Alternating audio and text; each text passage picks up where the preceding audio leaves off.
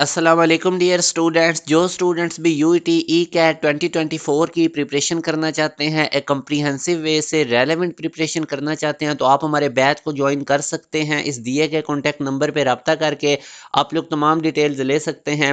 जिन बच्चों ने अभी तक हमारे व्हाट्सएप चैनल को फॉलो नहीं किया, ज़रूर करें, क्योंकि आने वाले दिनों में आप लोगों को बहुत ज़्यादा इंपॉर्टेंट अपडेट्स इस चैनल के थ्रू मिलेंगी। लाइक डिफरेंट यूनिवर्सिटीज़ के टेस्ट कब होने हैं, किस तरह से होने हैं, कैसे अप्लाई करना है, टॉप यूनिवर्सिटीज़ में स्कॉलरशिप कैसे गेन करना, और मोस्ट इंपॉर्टेंट आप लोगों को टॉप ट्रेंडिंग फील्ड के बारे में अवेयरनेस दी जाएगी। इस व्हाट्सएप चैनल का लिंक आपको इसी वीडियो के डिस्क्रिप्शन में मिल जाएगा, आप लोगों ने इसको फॉलो कर लेना है। अभी आप लोगों के साथ, जैसा कि आपको पता है कि यूटी एडमिशन 2024 के लिए मैं आपको तकरीबन हर वीडियो में कुछ इंपॉर्टेंट डेट्स बताता हूं, ताकि स्टूडेंट्स को पता चलता रहे, किसी का भी ये टेस्ट मिस ना हो।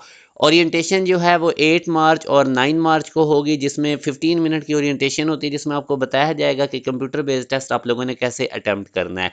जो यूईटी का टेस्ट है वो 11 मार्च से 15 मार्च तक होगा। एक दिन में 3 सेशन होते हैं, वो मैं आपको ऑलरेडी बता चुका हूं। और अप्लाई करने की लास्ट डेट 29 फरवरी है। इससे पहले पहले आप लोग अप्लाई करके फॉर्म वगैरह फिल करके चालान पे करके, जिसका कि कंप्लीट प्रोसीजर आपको आने वाले दिनों में बता दिया जाएगा, अपने एडमिट कार्ड को प्रिंट आउट कर सकते हैं। जो रिजल्ट है वो 22 मार्च को अनाउंस कर दिया जाएगा। अभी आप लोगों के साथ, जैसा कि मैंने एक सीरीज स्टार्ट की हुई है, मैं ई कैट के पास पेपर के एमसीक्यूज आप लोगों के सामने एक्सप्लेन करता हूं, ताकि आपको थोड़ा आइडिया हो जाएगा किस टाइप के क्वेश्चंस आते हैं।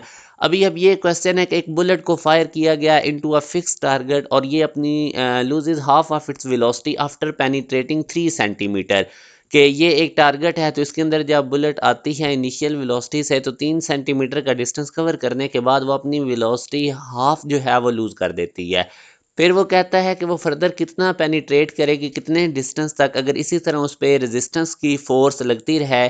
तो ये आप लोगों ने बेसिकली वो डिस्टेंस निकालना है जहाँ पर वो रेस्ट पे आ जाएगी। यानी अगर बी पॉइंट तक उसकी वेलोसिटी हाफ हो चुकी है, तो बी से सी तक लेट्स सपोज वो एक्स डिस्टेंस कवर करेगी, जहाँ पे उसकी वेलोसिटी जीरो हो जाएगी। यही डिस्टेंस आप लोगों ने फाइंड आउट करना है। ये डायग्राम आप लोगों को नहीं गिवन होगी, ये वैसे रफ स्केच बनाने के लिए मैंने आपको समझाई है।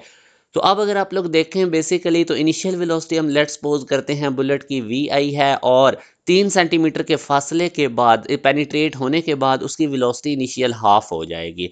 अब अगर हम थर्ड इक्वेशन ऑफ मोशन को यूज़ करें और यहाँ से हम उसका एक्सेलरेशन फाइंड आउट करें, मैं इनकी वैल्यूज़ प्लग इन करूँ, डिस्टेंस वो कितना कवर कर रही है 3, इनिशियल वेलोसिटी उसकी कितनी थी वी आई, और फाइनल वेलोसिटी उसकी हाफ हो गई। तो यही हमने अब इसके अंदर से आप लोगों ने सिंप्लीफाइड करके एक्सेलरेशन निकाल लेना है, जो कि वी ए स्क्वायर ओवर 8 बनेगा। उसके बाद अब फर्दर हमने देखना है कि वो कितना एक्स डिस्टेंस कवर करेगी सी पॉइंट तक, जहाँ पे उसकी वेलोसिटी जीरो होगी। तो again third equation of motion में आपने फाइनल वेलोसिटी जीरो पुट करनी है। इनिशियल की जगह आप लोगों ने जो उसकी v/2 की वैल्यू पुट करें, और a की जगह उसकी वैल्यू, s की जगह x। तो ये वैल्यूज प्लग इन करके आप लोगों ने सिंप्लीफाई करके यहाँ से x निकाल लेना है, जो कि 1 सेंटीमीटर आएगा। तो beta is the right answer.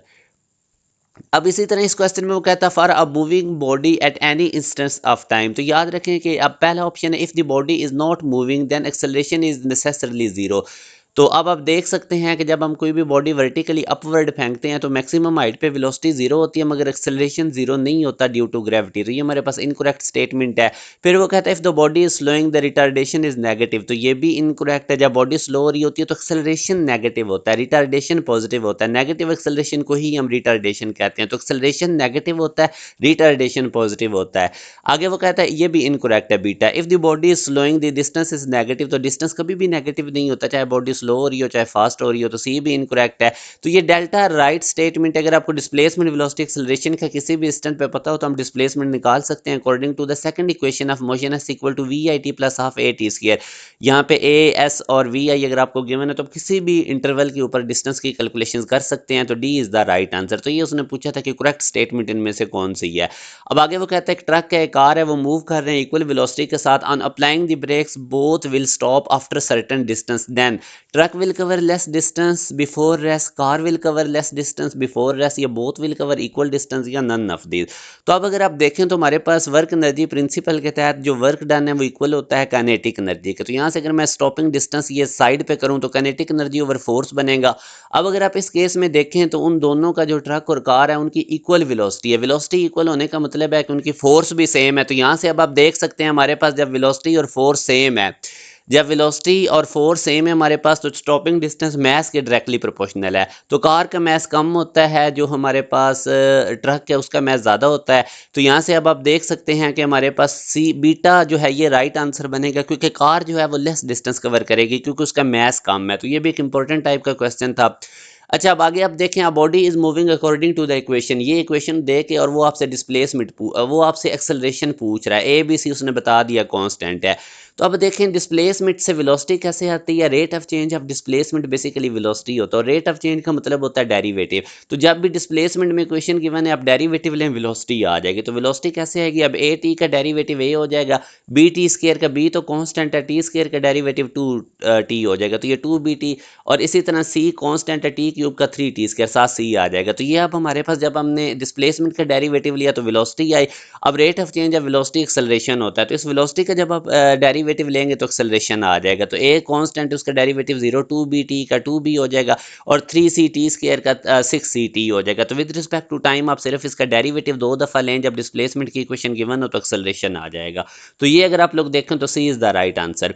इसी तरह acceleration of a particle changes when, तो डायरेक्शन ऑफ वेलोसिटी चेंज होने से भी एक्सेलरेशन चेंज हो जाता है, और मैग्नीट्यूड ऑफ वेलोसिटी चेंज होने से भी चेंज हो जाता है। तो सी इज द राइट आंसर।